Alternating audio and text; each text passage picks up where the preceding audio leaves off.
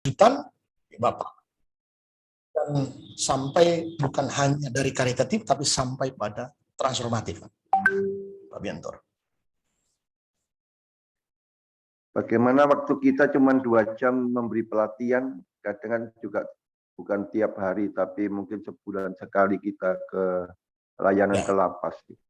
Tentu teknisnya Pak, kalau bisa atur. Beberapa teman juga saya lihat Pak Joshua dan ini kan ke lapangan, ke lapas, tentu kalau cuma memberi saja begitu, perlu dipikirkan apakah mereka bisa diberdayakan dan lain sebagainya.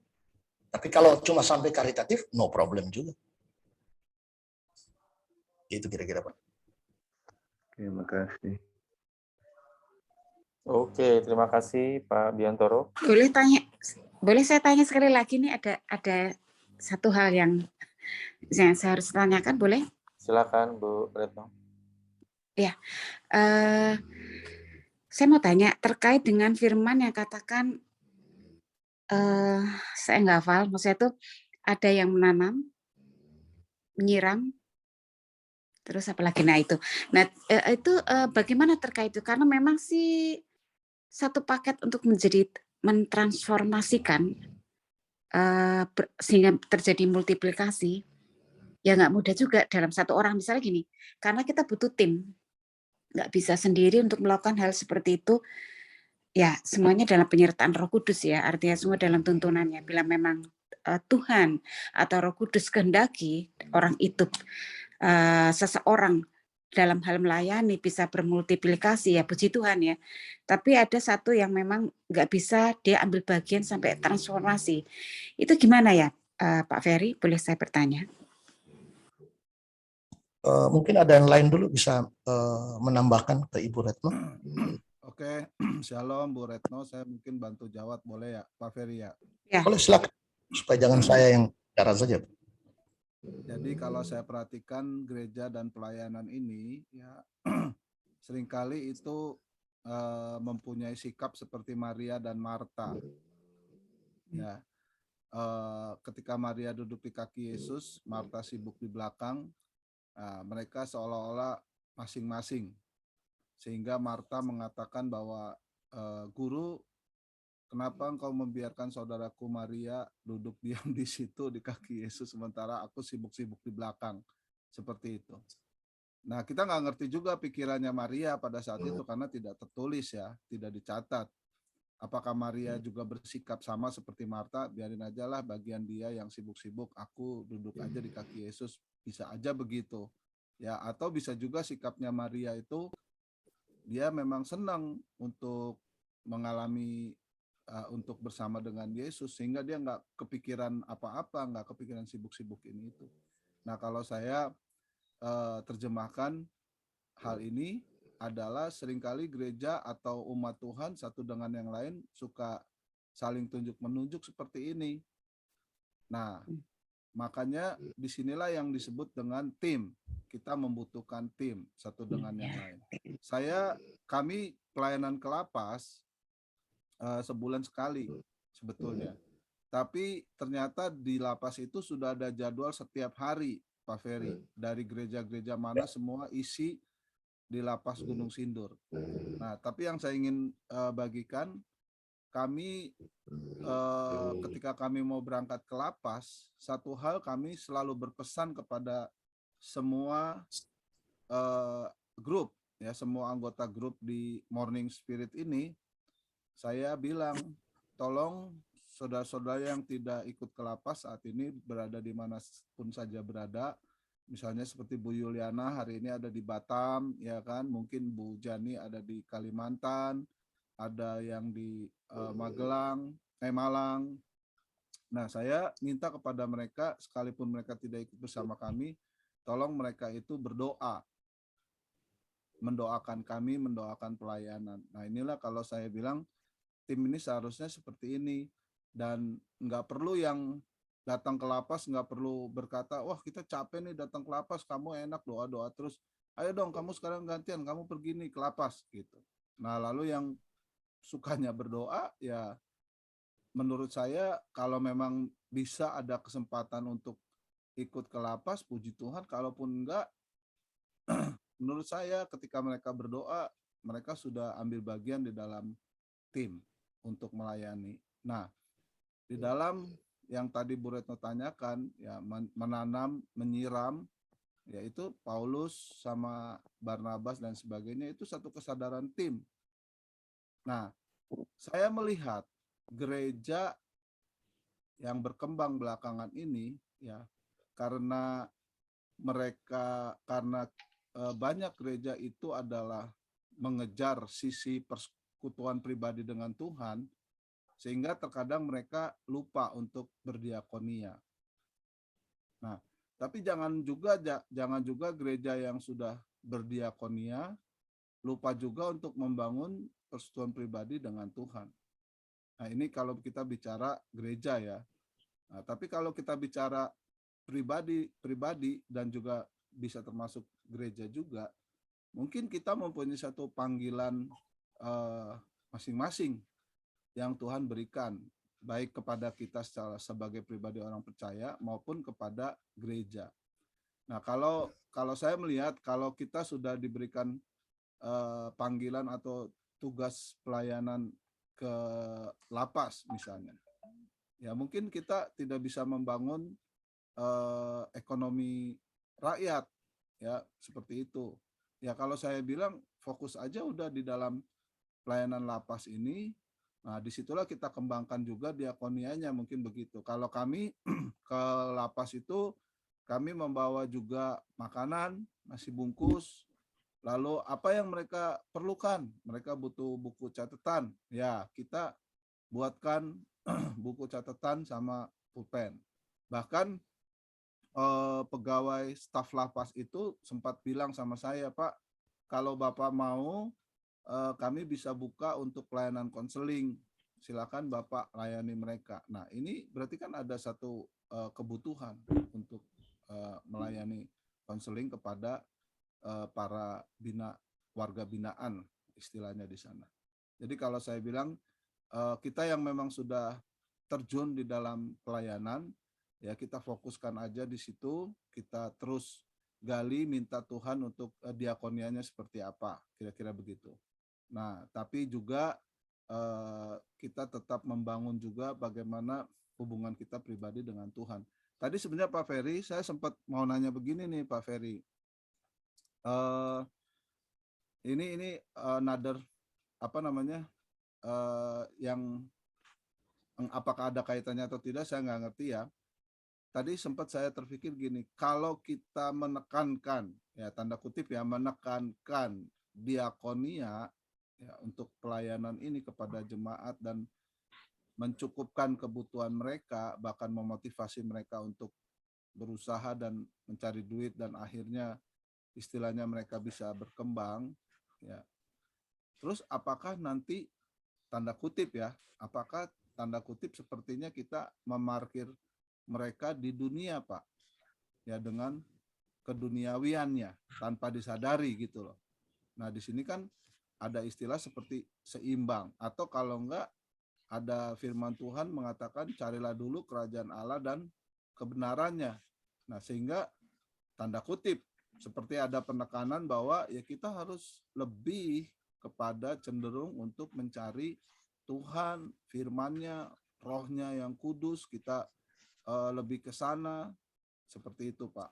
Jadi kadang-kadang seolah seperti ada ketidakseimbangan di situ. Nah, ya. Silakan Pak Ferry.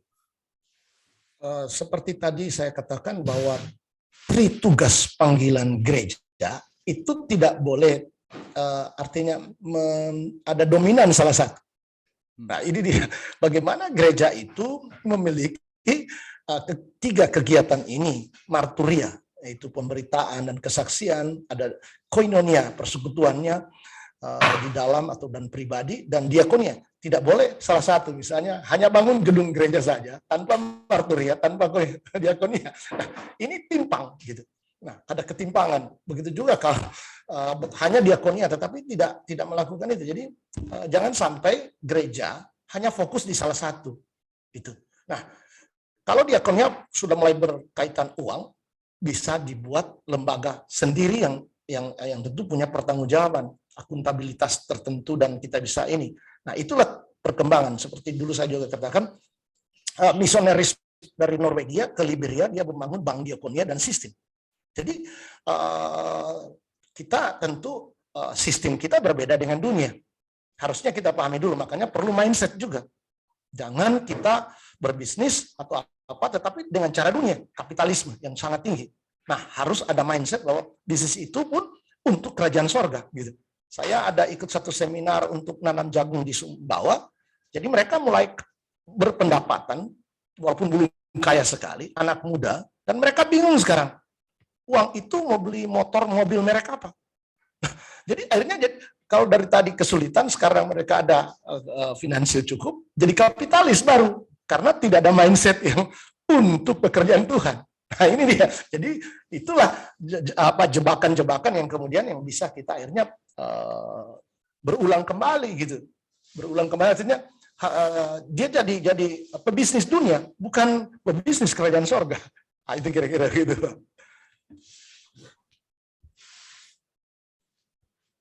Ya, Pak Ya, silakan Bu Retno.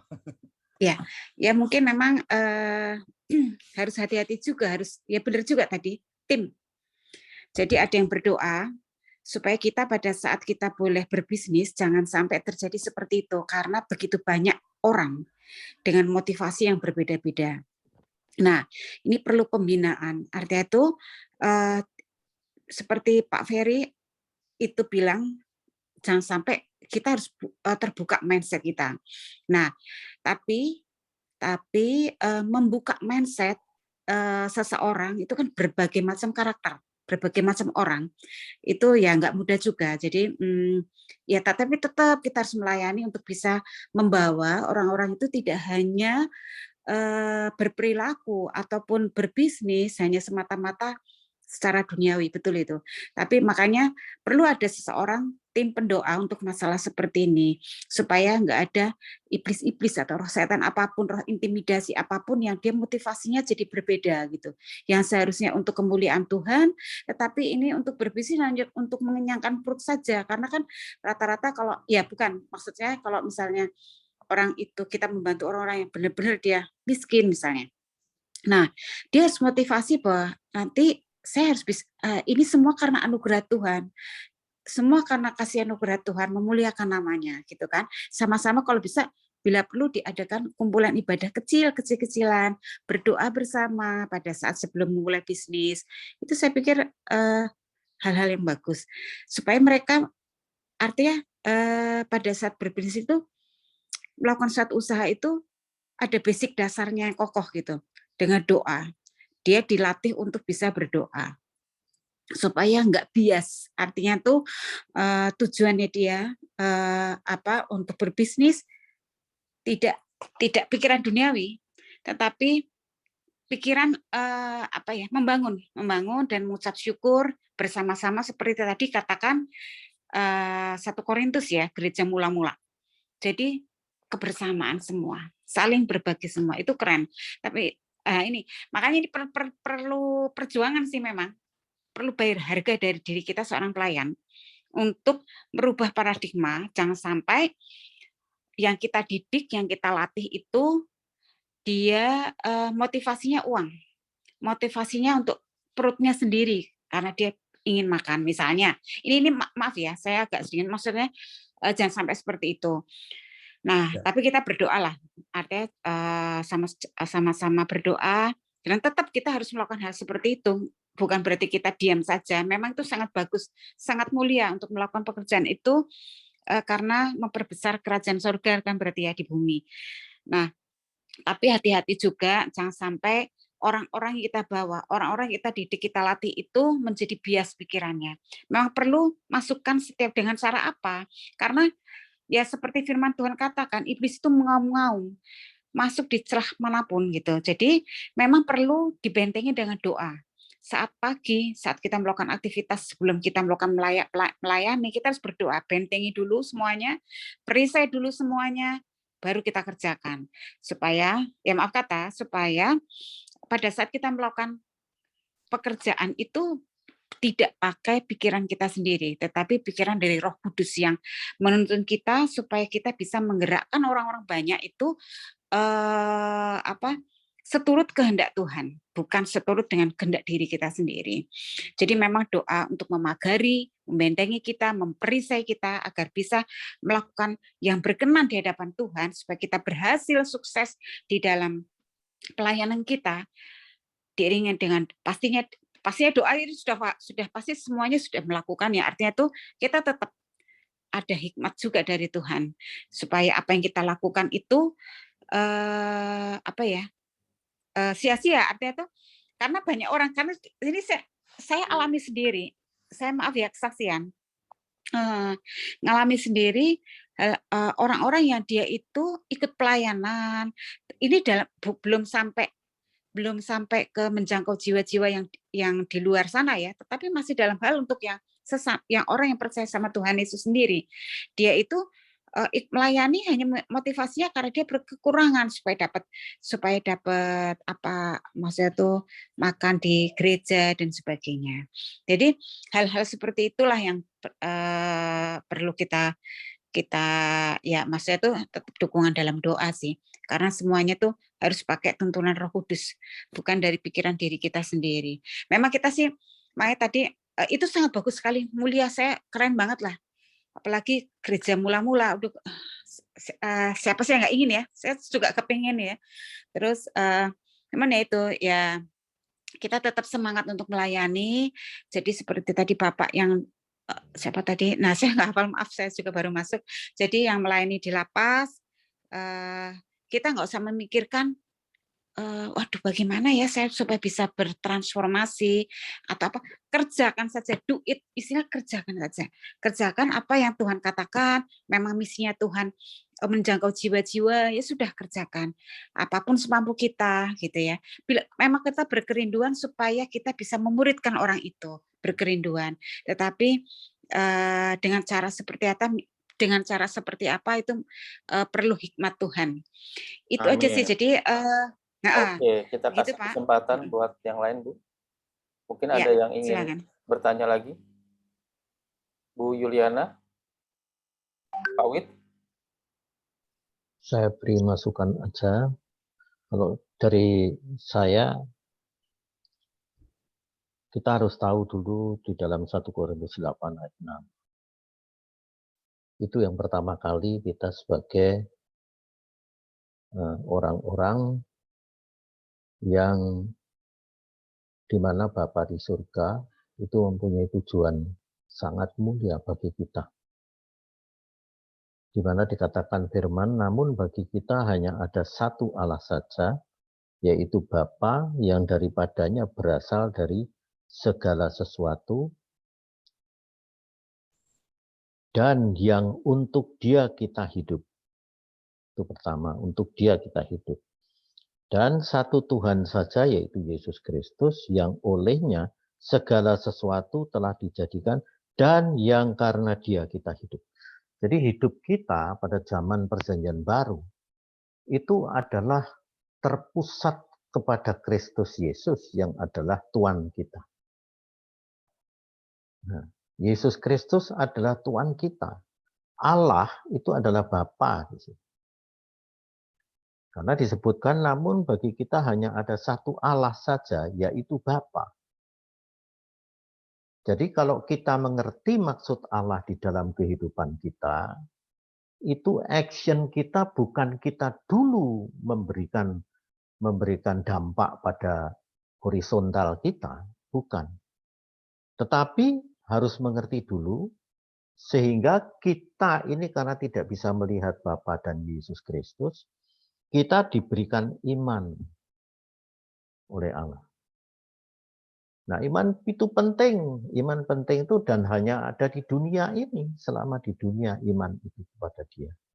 Kalau kita dikatakan iman kita ada di dalam Kristus, jadi bukan hanya kepada Yesus, tetapi di dalam Kristus, maka kita menyerahkan sepenuhnya, itu iman ya, kita menyerahkan sepenuhnya hidup kita kepada Kristus. Nah, pada saat itulah kita akan melihat apa yang dikerjakan Kristus selama di bumi. Kristus memberi makan, betul. Kristus memberi makan. Kristus mengadakan mujizat, seluruh mujizat yang dikerjakan. Apa tujuannya kita harus tahu. Tujuannya cuma memberitakan kerajaan surga. Bukan sok-sok dia hebat, tidak. Tapi dia datang dari kerajaan surga, memberitakan tentang apa itu kerajaan surga. Yang dimana seluruh umat manusia yang sekarang ini ada di zamannya Yesus Kristus yang sudah 2000 tahun yang lalu. Itu kita semuanya ini akan dihancurkan bumi ini. Sampai musnah tanpa kelihatan bumi ini. Tadi dikatakan Pak Yusuf, hati-hati kita diparkir. Kalau kita belum benar posisi kita ini. Memang Yesus mengatakan di dalam firman Tuhan mengatakan bahwa pada saat ada seorang yang bertanya, Yesus aku pengen ikut. Di mana engkau ada, aku pengen ikut. Dan Yesus cukup menjawab bahwa serigala punya liang, burung punya sarang, tapi anak manusia tidak punya rumah. Untuk meletakkan kepala saja saya susah. Karena apa? Dia menghindari pekerjaan-pekerjaan dunia. Dia menghindari segala pekerjaan-pekerjaan yang tidak ada artinya di dalam kerajaan surga. Begitu dia menghindari, dia pekerjaannya tertuju kepada kerajaan surga. Sehingga apa sih yang dikasih Yesus? Dia mengadakan mujizat-mujizat ini semua sampai memberi makan dan lain sebagainya. Adalah dia ingin kita semuanya itu pandang kerajaan Allah. Bukan kerajaan dunia lagi. Yesus menerangkan kerajaan dunia sudah dikuasai oleh iblis. Ya kan? Matius 4, Lukas 4, 1 Yohanes 5, 19 juga mengatakan itu semuanya. Hati-hati. Kita semuanya harus hidup di dalam kebenaran. Bukan berarti lupa dengan makanan dan minuman. Tapi Yesus cuma mengajari kepada kita dalam perjanjian baru tidak seperti perjanjian lama. Yaitu yang mengatakan bahwa kamu punya pakaian, makanan cukuplah. Ibrani 13 ayat 5 mengatakan, kamu jangan jadi hamba uang. Jangan. Tetapi apa? Cukupkanlah dirimu. Doa Tuhan Yesus Kristus yang ngajari kita. Beri makan kepada kami secukupnya. Jadi kalau ada kelebihan apa? Kita kasih kepada orang, otomatis. Kalau kita punya iman di dalam Kristus, imannya. Kita bekerja oleh karena kasih. Jadi iman itu bekerja oleh karena kasih. Tadi apa yang dikatakan Pak Ferry benar. Bahwa harus terus-menerus kita berdasar kasih. Kelebihan uang kita, kita kasih kepada orang-orang lain. Itu mau tidak mau cara kerja kerajaan surga. Sehingga tadi Pak Ferry ngomong. Bicara bahwa sulit sekali orang kaya, berbahaya. Betul sekali. Kenapa? Karena Yesus sendiri ngomong. Orang kaya itu sukar, bukan sukar saja. Sukar sekali masuk kerajaan surga. Karena hatinya di mana hartanya ada, di situ juga hatinya. Sedangkan Yesus, Allah kita, menuntut kita harus mengasihi Tuhan dengan segenap hati, segenap kekuatan, segenap jiwa, segenap akal budi kita. Artinya tidak ada satu ruang sedikit pun dalam hidup kita yang bisa kita berikan kepada orang lain kecuali kepada Allah. Nah, baru kalau kita iman di dalam Kristus, bukan iman kepada Yesus, toh, perbuatannya itu adalah perbuatan kasih. Kita lihat di dalam Yakobus 2, ya, itu perbuatan kasih semua.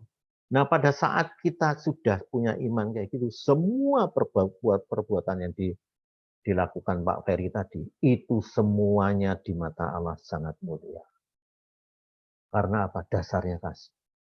Tapi yang pertama, tadi Pak Yuswa bilang, cari dulu kerajaan surga. Mengerti dulu kamu posisinya. Apakah kamu sudah di dalam posisi pemerintahan kerajaan Allah, atau kamu dalam posisi pemerintahan kerajaan dunia? Kalau sudah demikian, apapun yang dilakukan, seperti Pak Ferry tadi, semua betul-betul hanya ditujukan kepada Bapa. Maka 1 Korintus 10 ayat 31 itu ternyata bahwa makan, minum, serta melakukan apa saja hanya bagi kemuliaan Bapa. Cuman sambil juga Tuhan mengatakan di dalam 1 Timotius 6 ayat 9, hati-hati ya kalian yang bekerja dengan megang-megang mamon dan juga harta duit. Begitu kamu ingin kaya, kamu akan dibinasakan sampai ke neraka. Itu firman Tuhan. Ingin kaya saja, kita habis. Itu versi kerajaan surga. Karena itu, bagi saya, tadi seperti yang Pak Yuswa itu, saya setuju sekali. Tim, masing-masing Tuhan. Seperti saya tidak bisa lagi, terus terang. Dengan umur saya, dengan sakit saya, itu saya tidak bisa lagi apa-apa. Kecuali satu hal yang saya lakukan, yaitu mengajar. Mengajar yang Tuhan berikan kepada saya ngajar di mana-mana ngajar. Lama-lama saya mengajar tidak bisa mobile seperti Bapak Ibu yang masih muda-muda. Melainkan mau tidak mau pakai Zoom. Kalau tidak pakai Zoom, saya pakai Google. Nah, itu yang saya lakukan. Karena saya tidak bisa lagi melakukan apapun. Untuk maju saja jauh, jalan kaki, gitu. Saya sudah berat. Saya tahu bahwa saya sebentar lagi juga dijemput Tuhan. Tetapi saya sukacita dengan cara Tuhan memberitahu apa yang harus kamu kerjakan. Nah, karena itu, apa yang dikerjakan Bapak Ibu seluruhnya dengan memperagakan Kristus, belas kasihan, memberi makan, memberi apa tadi itu dari mulai, apa Pak tadi itu pertama kali diakunnya itu, sampai ke transformatif itu tadi, itu luar biasa bagi aku. Tapi posisinya dibetulin dulu. Jangan bicara bahwa kita semuanya mengerti sudah tentang firman. Enggak. Tuhan bilang bahwa hati-hati kamu ya. Jangan merasa kamu itu mengerti apa-apa. Karena posisimu itu seperti di ujung tanduk. Bahkan dalam 1 Korintus 9, Rasul Paulus pun mengatakan bahwa saya memberitakan Injil, tetapi jangan-jangan aku sendiri ditolak. Itu hal yang berbahaya. Karena itu kita kembali bahwa pertama kali kita harus mengerti di hadapan Tuhan bahwa yang kita kerjakan semua bagi kemuliaan Bapa dan Kristus. Amin. Itu saja, terima kasih. Oke, terima kasih Pak Wid. Oke, ada lagi sebelum saya tutup? Saya teringat kepada pertumbuhan gereja, di mana saya pernah baca buku Rick Warren namanya, yang menulisi setiap gereja itu tentunya mempunyai visi dan misi. Nah, buku ini menulis bahwa tidak ada satu gereja pun yang dapat menjangkau semua orang yang berada di dunia ini. Diperlukan bermacam-macam gereja untuk menjangkau bermacam-macam orang. Ini dalam lingkup besar. Dalam lingkup kecil, ya tadi yang Pak Gembala Yosua sampaikan, kita punya tim.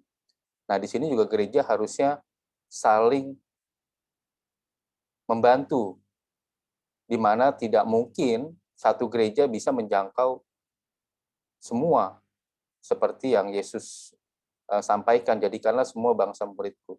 Karena banyaknya perbedaan, baik secara sosial, budaya, latar belakang, dan lain-lain. Oke, kalau begitu, kita tutup Zoom pada pagi hari ini. Pak Ferry, oke. Pak Otto, Pak Jonathan, boleh minta tolong tutup dalam doa, Pak Jonathan? Sebelumnya Pak Jonathan, mohon maaf, terima kasih buat Pak Ferry yang sudah menyampaikan renungan pagi hari ini. Selamat datang juga buat Pak Simpson ya, sama Pak Eldar nih, dan juga Bu Retno. Ya, Pak Simpson ya. Terima kasih. Ya, Pak Eldar apa Bu Eldar nih? Sama Pak Biantoro Kurniawan. Mohon maaf tadi saya terlambat dikit karena saya pikir belum jam 5. Ternyata saya lihat lagi jamnya udah jam 5 lewat sedikit. Makasih, saya Mohon maaf berharap terlambat. untuk selamat pagi ya, saya berharap untuk bisa bergabung kembali Pak Ferry karena melalui Morning Spirit ini tujuan utama kami untuk saling menyalurkan spirit yang dari Kristus, ya kan? Kita mempunyai telinga seorang murid dan mempunyai lidah seorang murid untuk membangkitkan, untuk membangun, menyalurkan semangat kepada yang saudara-saudara kita. Nah, tapi memang tidak bisa kita pungkiri seringkali kita punya perbedaan satu dengan yang lain. Nah, saya melihat bahwa perbedaan itu bukanlah sesuatu yang memisahkan kita, justru perbedaan itu menjadi sesuatu yang saling melengkapi di antara kita. Itu dari hati saya seperti itu, Pak Ferry. Nah, dan saya berharap ke depan ini akan teman-teman yang bisa mengundang teman-teman yang lain untuk bisa sharing di Morning Spirit ini yang cuma 1 jam 5 sampai dengan jam 6. Oh ya, tolong doakan Zoom kita belum diperpanjang ya, kami sedang berdoa, bergumul dan meminta berkat Tuhan untuk bisa memperpanjang Zoom yang tahunan. Kemarin itu kita baru bulanan saja, mungkin nanti ke depan jika Tuhan menghendaki tahunan. Dan saya melihat ke depan ini dunia digital itu akan makin menguasai dunia. Ya, jadi dimulai dari teknologi yang berkembang, kemudian sekarang paperless, semua kita sedang berusaha untuk paperless, Bapak Ibu Saudara sekalian. Nah, ke depan itu juga kita juga bukan kemungkinan, saya melihat perkembangannya ke depan itu dunia digital itu akan makin berkembang. Jadi Zoom, online dan lain sebagainya itu kita jangan alergi, justru malah kita harus memanfaatkan teknologi ini untuk kita saling membangun iman. Seperti itu. Jadi saya mengundang kembali untuk bisa hadir, ya walaupun ya kami berharap bisa setiap hari, tapi kalaupun tidak ya hadirlah, kami ada Senin sampai Jumat pada link yang sama ini. Jikalau ada perubahan link nanti akan dikabarkan di grup. Jadi kalau Bapak Ibu tidak keberatan mau dimasukkan ke grup, kami akan masukkan supaya mendapatkan info-info. Pelayanan kami sekarang nasi bungkus, ya, kemudian juga mau ke pendidikan, kemudian juga pelayanan di lapas. Dan kami ada sebulan sekali pertemuan juga doa syafaat bersama onsite. Biasanya menjelang pelayanan ke lapas kami kumpul dulu untuk berdoa bersama. Gitu. Nanti pas pelayanan di lapasnya kami minta teman-teman untuk dukung doa pas jam ketika kami melayani. Ya, kira-kira seperti itu. Terima kasih sekali lagi. Tuhan Yesus memberkati. Gimana Pak Ferry? Tambahan, kalau yang hadir yang belum tercatat bisa nomornya juga di chatting supaya bisa Pak Yosua dan timnya bisa mencatat. Kalau Pak Biantoro, Pak Simpson saya punya, saya bisa kirim ke Pak. Tapi yang lain mungkin nomor-nomor WA-nya bisa disampaikan sehingga boleh dimasukin dalam grup kalau mereka berkenan, gitu Pak. Oh ya, tergantung dari siapa, ada Iya. teman-teman di sini. Ya, tapi Pak Ferry tahu nomor teleponnya Bu Retno ya? Enggak. Pak Ferry tahu. Oh, Pak Ferry tahu. Iya. Ya. Oke, Pak Saya Edar. diundang karena Pak Ferry. Oh. Saya diundang karena Pak Ferry. Iya. Ini member Pak Ferry masih unmute itu, ke unmute itu. Belum di unmute. Okay. Nah, ini namanya member member ya Pak Ferry ya. Oke, thank you. Thank you. Ya, mohon terima kasih. Silakan Pak Jonathan ditutup. Baik, saya akan tutup dalam doa, tapi nanti berkat tolong disampaikan oleh Pak Pendeta Muda Pak Wit ya, tutup sampaikan berkat. Mari kita berdoa. Tuhan, terima kasih kami sudah boleh mendengar dan membahas sebagian dari firman Tuhan untuk boleh kami laksanakan dalam kehidupan kami, dalam berjemaat, bersekutu, sehingga apa yang kami lakukan itu boleh seimbang untuk sesuai dengan yang Tuhan minta. Semuanya boleh berjalan bersama-sama sesuai dengan talenta masing-masing, kemampuan masing-masing, dan tetap menjadi berkat bagi orang lain. Terima kasih Tuhan. Kami serahkan rencana perjalanan kerja kami sepanjang hari ini dalam tangan dan pimpinan Tuhan. Terima kasih. Kami mohon berkat Tuhan. Silakan Pak Wahid. Terpujilah Allah dan Bapa Tuhan kita Yesus Kristus, yang di dalam Kristus telah mengaruniakan kepada kita segala berkat rohani di dalam kerajaan surga. Karena itu kita bisa mengecap, menikmati kasih karunia Allah Bapa dan juga damai sejahtera di dalam Kristus Yesus, serta sukacita Roh Kudus dari mulai saat ini sampai selama-lamanya, di dalam nama Tuhan Yesus Kristus. Haleluya. Amin. Amin. Terima kasih Pak Ferry. Terima kasih. Pak Amin. Jonathan, Bu Pak Retno. Terima Glenn, kasih semua. semuanya. Bu Retno, Terima kasih salam kenal. kepada Ya, semuanya. Tuhan Terima memberkati Terima kasih Pak kasih, semua. Simpson. Simpson, Terima hadir kasih, lagi ya. Pak. Simpson. Green leaf ya. Salam kenal. Ya, Pak Pak Biantoro. Biantoro. Pak Jonathan. Salam. Pak